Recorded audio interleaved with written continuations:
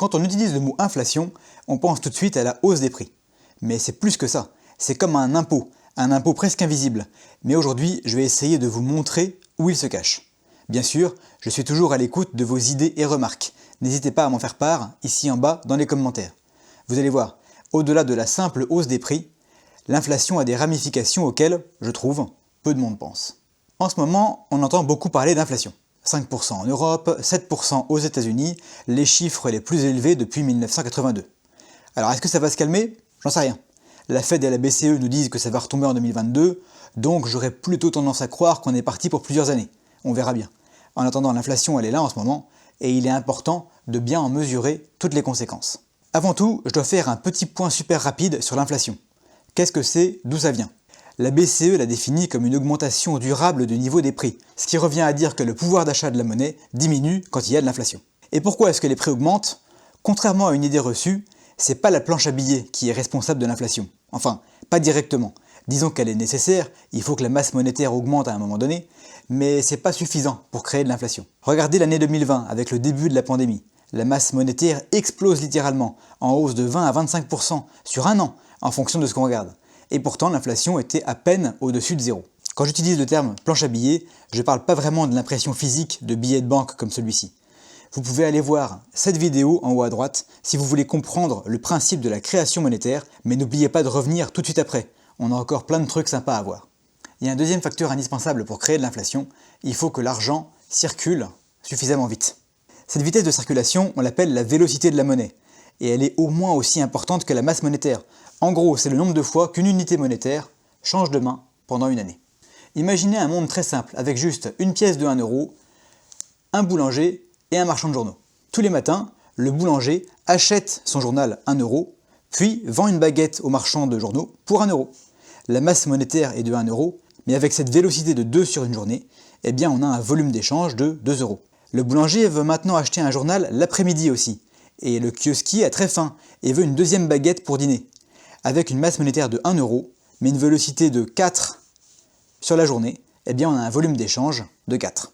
On peut continuer comme ça. 1 milliard de baguettes et 1 milliard de journaux par jour, faut pas perdre de temps, mais en théorie, on peut avoir 2 milliards de volume avec une masse monétaire de 1 euro. Bon, ça c'est pour l'exemple rigolo. Niveau ordre de grandeur, en réalité, la vélocité évolue plutôt dans un canal compris entre 1,6 et 2 sur une année.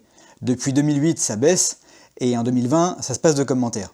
Une unité monétaire se déplace maintenant, au moment où j'enregistre cette vidéo, 2 fois moins vite qu'à la fin des années 90. Je vous recommande à nouveau cette vidéo, que je trouve très bien, et pas uniquement parce que c'est moi qui l'ai faite. Maintenant, on va parler une seconde de la théorie quantitative de la monnaie. Je ne suis pas économiste et je prétends pas qu'elle est parfaite cette théorie, mais elle aide bien à comprendre cette histoire de vélocité. MV égale PQ, la masse monétaire M multipliée par sa vélocité est égale au niveau général des prix, P, que multiplie la quantité produite.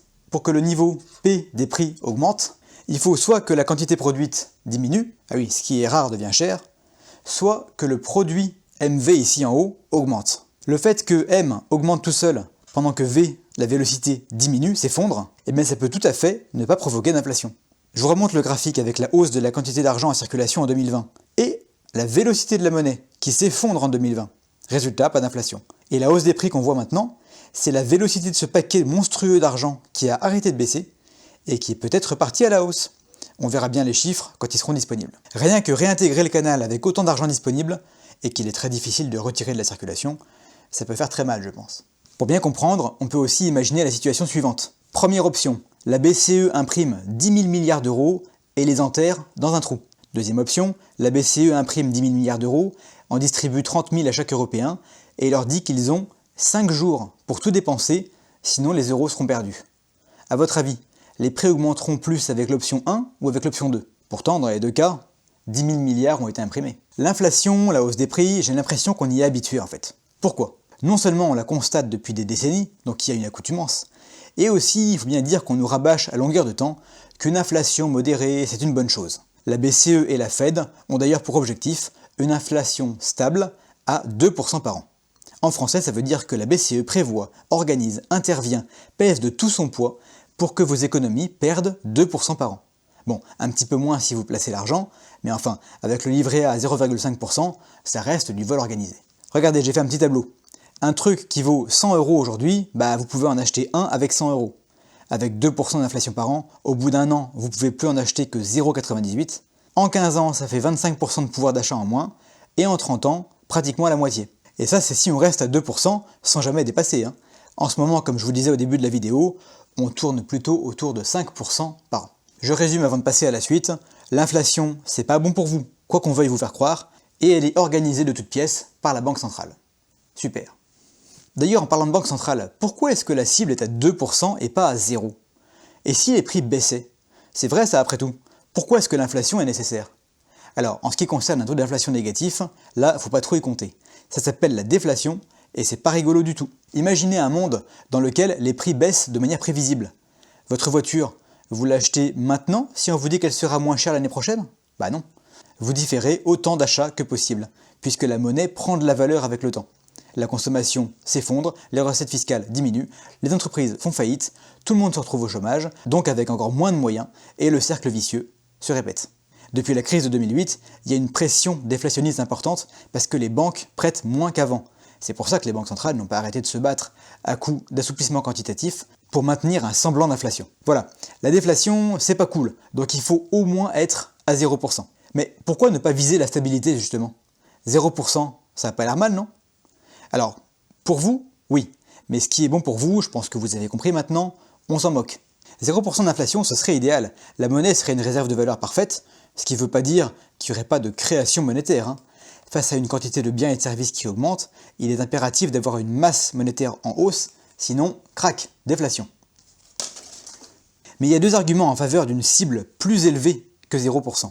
Déjà, comme c'est très difficile, voire impossible, de piloter précisément le taux d'inflation, il vaut mieux viser autour de 2, et donc arriver entre 0 et 4, plutôt que viser 0 et finir entre 2 et moins 2.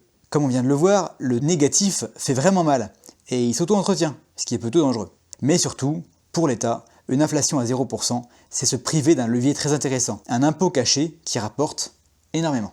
Une inflation stable, bien installée, sur laquelle on peut compter d'année en année, c'est une hausse des prix certes, mais c'est également, au bout d'un moment, une hausse des salaires. Et devinez ce qu'il fait l'État avec les salaires ? Gagner. Il les impose. Oui, mais les tranches d'imposition évoluent chaque année pour prendre l'inflation en compte, non ? Alors oui, elles évoluent, mais pas assez, vous imaginez bien. L'indice des prix à la consommation a monté de 10% depuis 2015, le SMIC brut a monté de 10% depuis 2015, et les seuils d'imposition ont monté de 5,5%. Cherchez l'erreur. L'inflation garantit donc une hausse de l'impôt sur le revenu. Oui, mais tout le monde n'est pas imposable. C'est vrai. Et pourtant, même non imposable, vous faites vos courses, non ? Vous pouvez aller où vous voulez, la TVA, c'est 20%. Bon, je simplifie un petit peu. Donc une hausse stable et modérée des prix profite à qui ? À l'État, qui voit ses recettes de TVA augmenter. L'inflation entraîne la hausse des prix de l'immobilier, même s'ils ne sont pas inclus dans l'indice des prix à la consommation. L'immobilier a monté de 20% en France depuis 2015, et devinez qui empoche de l'argent à chaque transaction ? L'État. On appelle ça des frais de notaire, mais ce sont des taxes en grande majorité, exprimées en pourcentage du prix de vente. Donc 20% de hausse des prix, ça veut dire 20% de droits de mutation en plus. Je m'arrête là pour aujourd'hui, Notez en commentaire si vous avez d'autres idées. Bon, on a parlé de l'argent qui quitte votre poche, on va combiner ça maintenant avec la mécanique de financement de l'État, et vous comprendrez parfaitement pourquoi l'inflation est indispensable. L'État, il emprunte à taux fixe, et contrairement à nous, le capital n'est exigible qu'à la fin, en une seule fois. Imaginez une obligation de 100 000 € émise pour 10 ans. Au bout de 10 ans, l'État rembourse 100 000 €, mais ces 100 000 €, ils ont perdu 18% de leur valeur, si on a 2% d'inflation par an. C'est comme rembourser 82 000 € sans inflation. Bien sûr, pendant ces 10 ans, en plus, l'inflation a considérablement augmenté les recettes fiscales.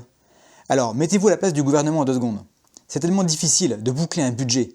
Avouez que ce serait quand même bête de se priver de ce petit coup de pouce, non ? Alors bien sûr, ça fonctionne que si l'inflation reste raisonnable. Si les prix augmentent trop vite, vous risquez de vous retrouver avec des gens déguisés avec des gilets jaunes à chaque rond-point, et ça c'est contre-productif. Il faut donc être raisonnable, et il se trouve que 2%, ça a l'air de plutôt bien passer. Voilà donc comment ça marche en résumé. Vous touchez de l'argent, votre salaire par exemple, vous avez déjà payé des impôts dessus. Ensuite, vous subissez la hausse des prix en achetant à manger ou en payant votre facture d'énergie. Oui, si les salaires augmentaient avant les prix, ce serait trop facile. En même temps, vous payez plus de TVA au passage. Au bout d'un moment, votre salaire augmente, et bien sûr, vous payez plus d'impôts dessus. Avec vos euros après impôts, vous subissez une nouvelle hausse des prix, Tout ceci organise votre appauvrissement progressif si vous ne faites rien. Heureusement, je sais que beaucoup d'entre vous ne restent pas sans rien faire. Et l'or dans tout ça? Il a progressé de 37% depuis 2015, contre 20% pour l'immobilier, 10% pour le SMIC et 10% pour l'IPC, l'indice des prix à la consommation, autrement dit l'inflation. Ce n'est certes que la progression du cours spot, la hausse réelle pour de l'or physique, en tenant compte des frais et taxes, est un petit peu moins forte, mais ça reste pas mal du tout je trouve. Au fait, j'ai choisi 2015 comme date de référence tout au long de cette vidéo, parce que c'est en 2015 que j'ai reçu cette pièce de mon grand-père. C'est une pièce de 20 $ en or à 900 millièmes, qui contient pratiquement une once d'or pur. J'aurais pu la vendre à l'époque pour environ 1000 €, mais j'ai choisi de la garder. Aujourd'hui, elle en vaut 1600. Attention, je ne suis pas en train de vous dire que l'or est la réponse à tout. L'or peut être vu, tout simplement, comme un moyen d'attendre. Quand je ne sais pas quoi faire sur une période suffisamment longue, je préfère attendre avec un petit peu d'or d'un côté et un petit peu à la banque, plutôt que 100% à la banque. L'inflation, c'est la raison pour laquelle il est absolument nécessaire d'investir. C'est ce qui m'a inspiré pour le nom de ma chaîne d'ailleurs, les pourquoi de l'investissement. Nos monnaies fiduciaires, l'euro, le dollar, perdent de la valeur en permanence, donc il faut trouver un moyen de contrer ce phénomène. Dans un monde déflationniste, par contre, l'investissement serait inutile, et ma chaîne s'appellerait probablement les pourquoi de l'immobilisme. L'argent prendrait de la valeur, tout seul, avec le temps. Je ne suis pas conseiller financier, et malgré l'intérêt immense que je porte à l'or, je peux imaginer tout un tas de situations où en acheter serait une erreur. Soyez mesurés, et assurez-vous dans tous les cas de n'investir que de l'argent dont vous n'aurez pas besoin avant très longtemps. Merci beaucoup à tous ceux qui regardent jusqu'au bout, on se retrouve pour la prochaine vidéo, et en attendant, soyez prudents dans vos investissements, mais n'oubliez pas de rester curieux.